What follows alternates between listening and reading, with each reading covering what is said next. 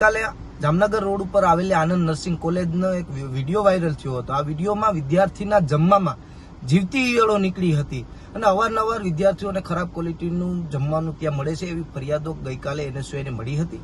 આ ફરિયાદોને લઈ આજે એનએસયુઆઈ દ્વારા આનંદ નર્સિંગ કોલેજ ઉપર હલ્લાબોલ કરવામાં આવ્યો હતો અને ટ્રસ્ટીને એક લેખિતમાં બાહેધરી લેવામાં આવી કે ભાઈ જે ગઈકાલમાં ઈળું નીકળી એના માટે મેનેજમેન્ટ સ્વીકારે છે કે આ મેનેજમેન્ટની ભૂલ હતી અને માફી માંગે છે। આવનારા દિવસોમાં સારી ક્વોલિટીનું જમવાનું આપવાની બાહેધરી લેખિતમાં એ ટ્રસ્ટી દ્વારા આપવામાં આવી છે।